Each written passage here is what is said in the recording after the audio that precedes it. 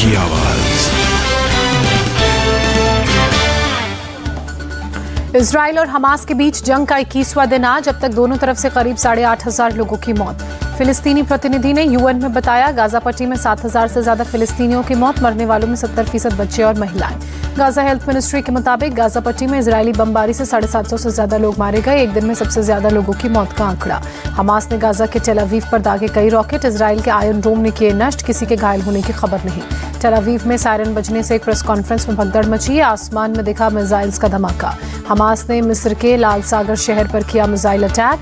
Hamas के हमले में 6 लोगों के घायल होने की खबर। इजराइल हमास जंग के बीच अमेरिका की एंट्री। अमेरिका ने मिडिल ईस्ट में तैनात किए 900 सैनिक, पेंटागन ने दी जानकारी।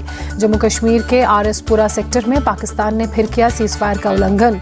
अर्निया सेक्टर में रात 8 बजे पाकिस्तान की ओर से फायरिंग की गई।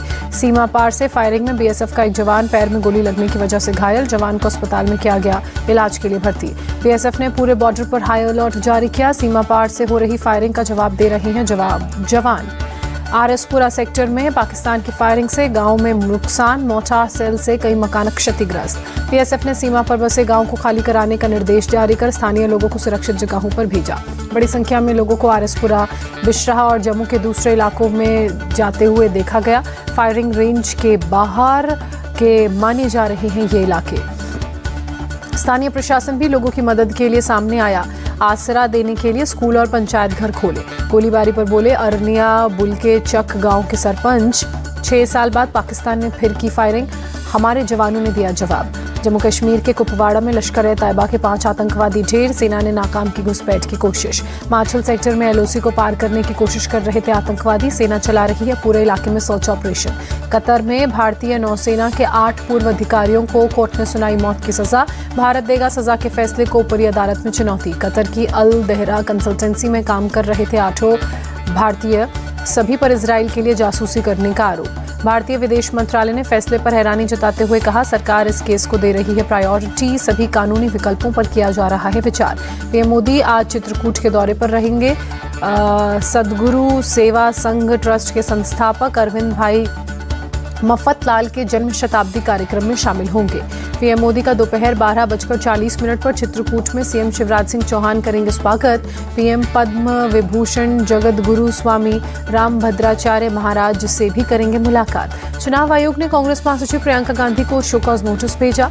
चुनावी भाषण में पीएम मोदी को लेकर झूठ फैलाने का आरोप। चुनाव आयोग ने असम के सीएम हिमंता बिस्वा शर्मा को भी नोटिस भेजा। छत्तीसगढ़ में मुगल बादशाह अकबर के नाम पर विवादित बयानबाजी का आरोप।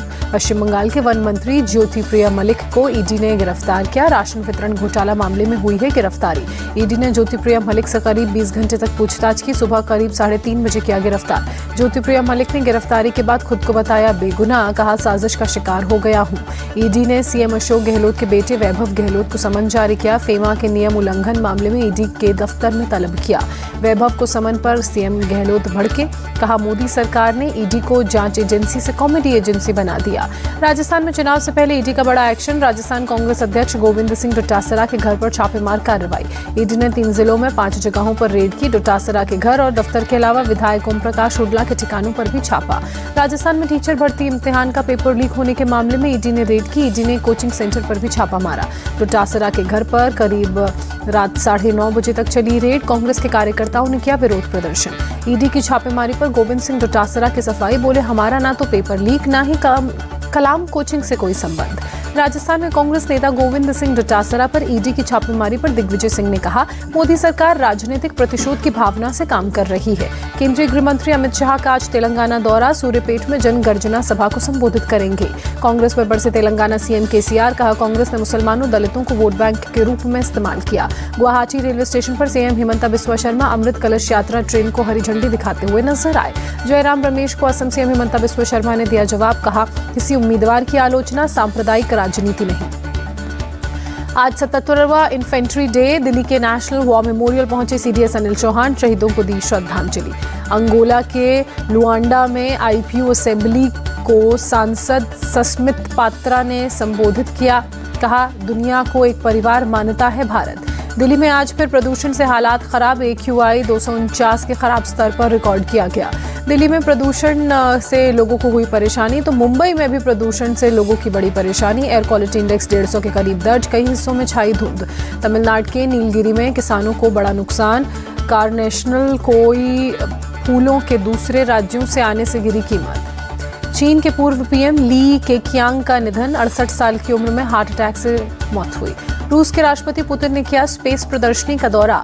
कहा अब रूस के लिए अंतरिक्ष में अपना अलग ऑर्बिटल स्टेशन बनाना जरूरी। वर्ल्ड कप में आज पाकिस्तान और साउथ अफ्रीका की होगी भिड़ंत। चेन्नई में दोनों टीमें आमने सामने होंगी। दोपहर 2 बजे मैच शुरू होगा।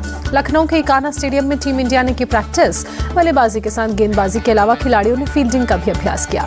विराट कोहली ने बल्लेबाजी के साथ गेंदबाजी की भी प्रैक्टिस की। इंग्लैंड के खिलाफ मैच में छठे गेंदबाज की दूर कर सकते हैं कमी। भारत ने नेपाल क्रिकेट टीम को 20 किट की गिफ्ट। काठमांडू में भारतीय एम्बेसी में हुआ कार्यक्रम। झूठ